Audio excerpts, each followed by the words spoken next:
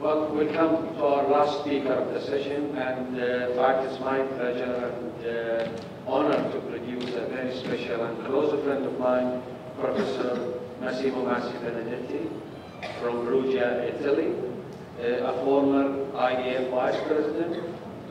Professor Massi Benedetti is the President and Scientific Director of HUB for International Health Research, and a member of the IDF Presidential Advisory Board, a former chair of IDF European region, and he's going to talk about new evolution, new volunteers in diabetes care.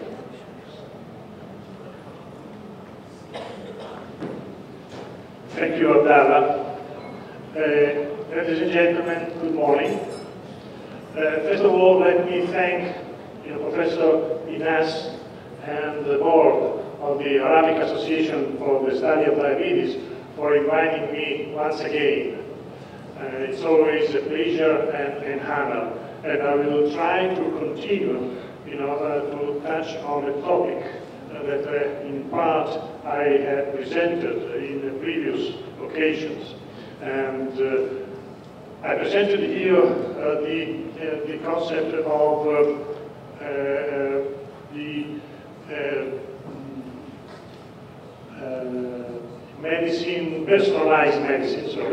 personalized medicine, and last year I entered into some details on artificial intelligence.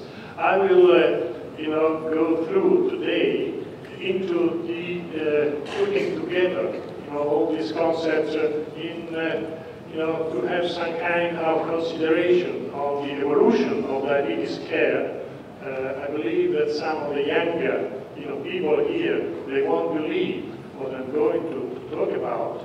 And then there is also some consideration that I had the pleasure to do in a recent meeting at the AASD study group for diabetes education. I was kindly invited by Professor Florian, and then to put together and to understand how the future can look about and which can be our responsibilities. So my first slide is related to the evolution and targets of diabetes care. If you want to talk about the evolution of diabetes care, we need to have clear in mind which are the targets that we do have. Then up to the 1950s, it was survival. Before 1921, before the discovery of insulin, survival was something that was not guaranteed, but the death was the rule.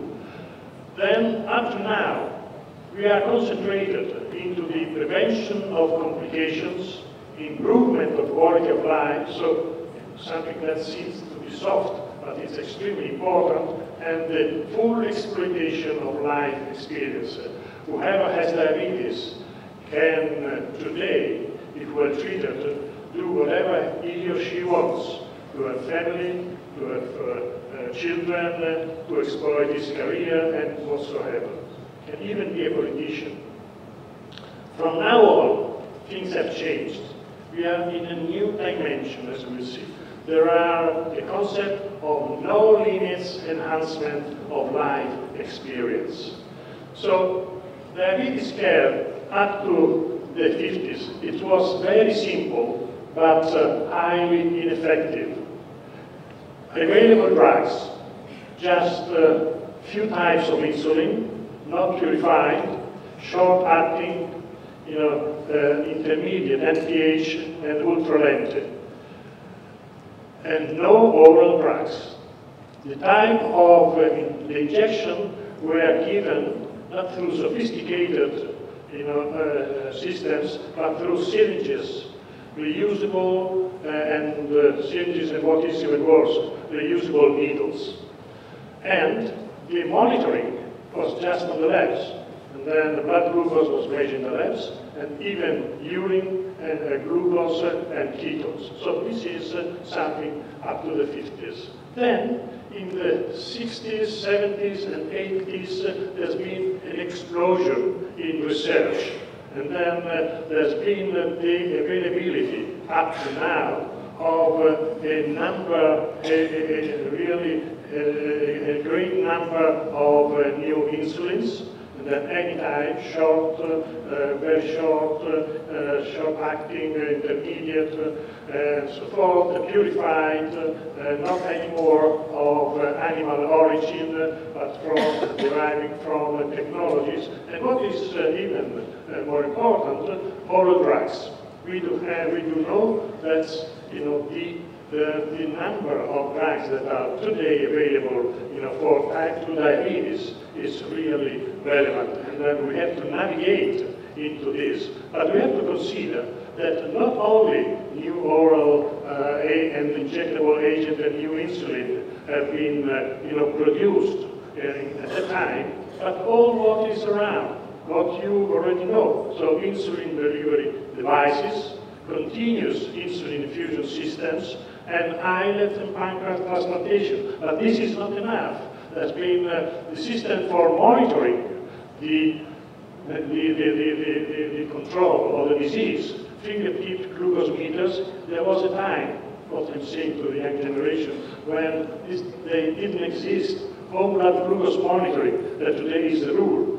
The measurement of glycated hemoglobin, only in the late 70s it appeared. And continuous glucose monitoring. Bedside artificial pancreas, this is something that now is in continuous development, and then we hope that in next future we will have a wearable artificial pancreas, non-invasive glucose monitoring. But also in terms of complication, there has been laser therapy, then we can avoid a number of cases of blindness through laser therapy and through ocular surgery. Hemo and peritoneal dialysis, they didn't exist. Renal transplant, cardiac and peripheral vascular surgery, and plus care for neuropathy, food care, the pregnancy care, neonatal care.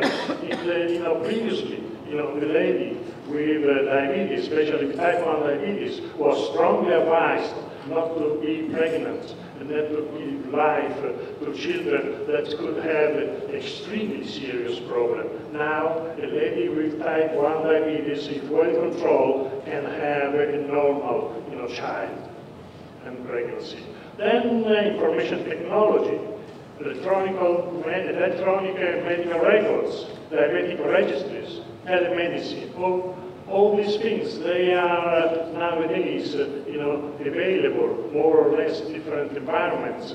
And then, in terms of management of disease, the role of education, the evolution of education towards the terms of therapeutic education. Education is a therapy, the nutrition, attention given to nutrition, to exercise, and in general, to the management of the behavior, especially in specific population. Then there has been a cycle that's through the management of patient-centered care, through the team approach, guidelines and protocol, the precision medicine brought to the personalized diabetes care. We already seen this picture. But then, this was the evolution in the second millennium. This is history. All research that is done in these areas, technological and pharmaceutical, is just refinement of ideas born at that time. What is the revolution of the third millennium is the artificial intelligence and the internet. They are likely to change our approach, not only to life, but specifically to diabetes care. Let's start from artificial intelligence.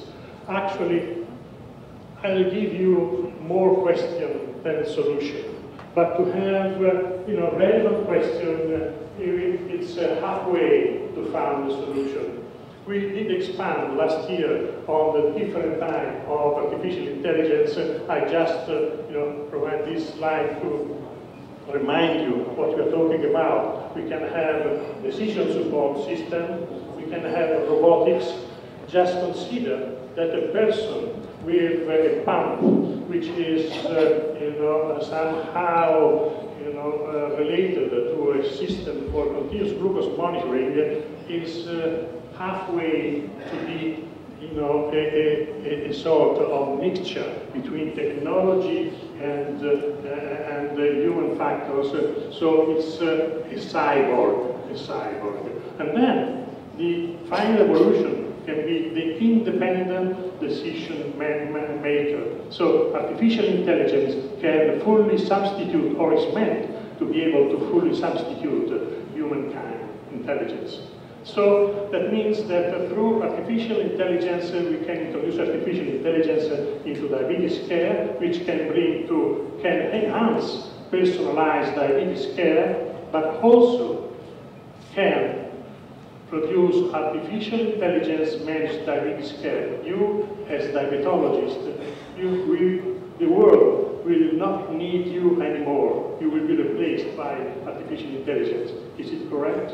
Of course, artificial intelligence is producing relevant, advantages, but we need to take into consideration the caveats. So, which are related to the fact that delivery of care, and especially in diabetes, is not just something which is related to biological characteristics, but it's also related to other factors that are very much more difficult, to classify. Psychological factors, social condition. We know how much they do matter into the treatment and to the approach of diabetes. So we have to consider that they are related to the empathy, the one-to-one relationship with the doctor, with the patient, or not with the patient, but with the other human being you have in front. The bi-directional exchange of information and feeling, compassion, experience, unconscious bias. So sometimes we take decisions, we do not know where they come from, but they are the right one. So can all this be part of artificial intelligence-based therapeutic decision-making processes? So the major topics for debate and questions that I would like to bring to you are related to the ethics and artificial intelligence, regulatory issues, training, human-artificial intelligence relationship, and legal issues. So when we just have this vague term, artificial intelligence, we need to enter into deep. So what are the ethical implications of the artificial intelligence revolution? I like very much this picture, by the old philosopher, passing, to the mind, artificial mind. So we have to consider ethical implementation of artificial intelligence. This is, complex, but can be done. We do have our ethical, beliefs, and then we can see how artificial intelligence can adjust. But it is much, much more difficult, the next step, the implementation of ethical principles into artificial intelligence. If artificial intelligence has to take decision, there is the need for ethical consideration. But can ethical principles be included into an algorithm? Can ethical principles be standardized to be globally satisfactory? Can moral issues be satisfied by artificial intelligence? As for many other questions, I don't have the answer. This is up to you to consider how to proceed. So, the regulatory issues, will or can the quality of artificial intelligence be certified as for any other drug?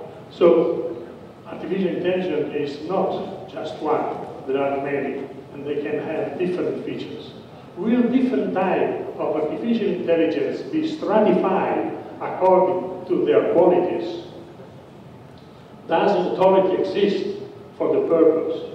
Who and according to which criteria we select the competitive options of artificial intelligence to be adopted in a given environment? In your hospital, they will be driven by artificial intelligence. So who will choose the type of artificial intelligence? The informaticians, the health professionals, the administration, and which are the criteria? Economic, the benefit of the people, or what else? So this is something that is to be considered. And training. Are healthcare professionals formally trained to cope with artificial intelligence? Are we trained in our university curriculum to really understand what does it mean? Which is left to be the balance between the medical and technological knowledge of healthcare professionals. So should we all of us become technicians, or our clinical skills will need to be maintained and refined, and who will have the responsibility for continuous updating of artificial intelligence-based systems? They evolve very fast.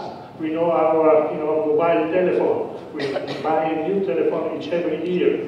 So will be for the artificial intelligence. So then, the human-artificial intelligence relationship, or even the competition.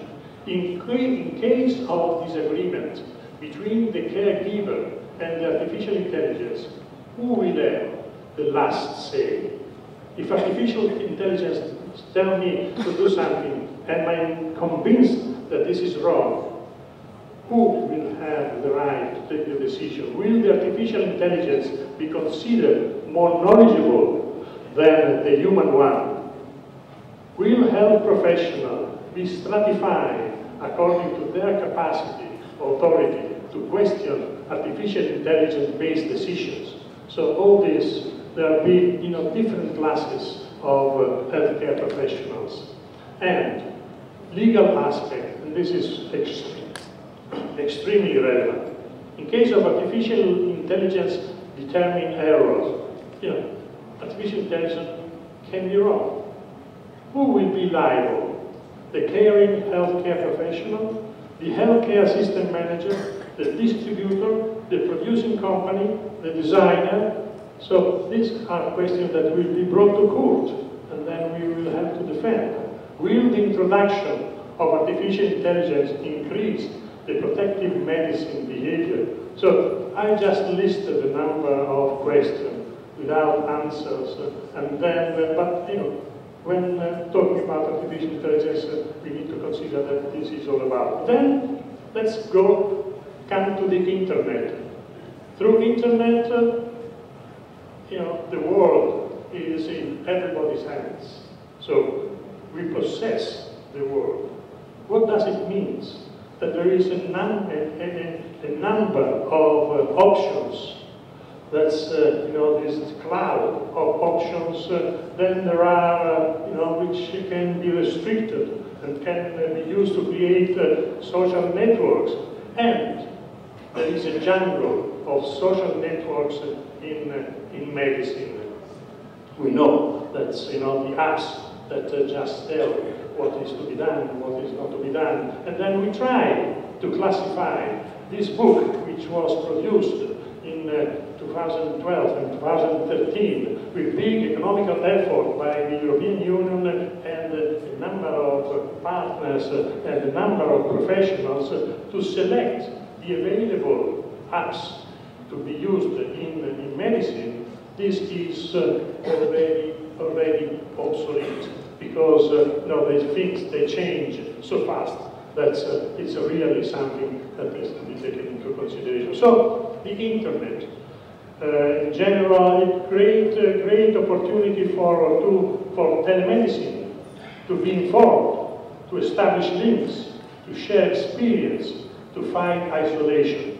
But there is also the risk of fake information, biased information, commercially driven information, frauds, improper self-medication, and dependency. We know that all this is there, and this is also related to the patient we are taking care of. That means that, and then this is something that we discussed with Professor Freud, that diabetes education and the fast evolution of technology means that there is a role of the system, and which means that there is the need for a high-level authority to define the limits, I would say cultural, authority, to define the limits for new technologies implementation, for the curriculum, for continuous education of educators on advanced technology. If you want to educate the people we are taking care of, we need to know what we're talking about. And then the inclusion of such curriculum in the curriculum for qualification as diabetes educator. Guidelines for the evaluation of usefulness and reliability of new technology. It's daily experience. Patients coming to you and say, I've seen into internet this, why you don't do that?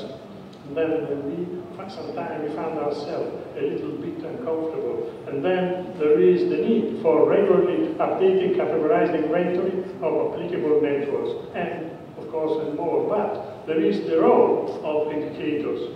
What they should do, update the current delivery of education according to the opportunities offered by new technologies, advise and assist on the adoption of new technologies, monitor the use of the adopted technologies, evaluate self-selected technology, what I was mentioning. If someone comes to you and say, what about this app? And then you have to say, this is good, or this is not good, and this is absolutely relevant. So, in conclusion, the technological systems will continue to evolve at high speed, providing positive and negative opportunities. It's up to us to drive or to be driven by such evolution, and it is our responsibility to shift the balance toward the positive ones. This is not an easy task, that this implies not only technologies, but also geo-economic and cultural factors. A lot should be done by geopolitical decision makers, regulatory agencies, and every level education bodies. But a key cultural and political role should be played by professionals and non-professional diabetes associations at national and international level. Unfortunately, they do very little, if anything, in this regard. And for this, if action is not taken as a matter of urgency, they will be blamed by the future generation. Thank you for your attention.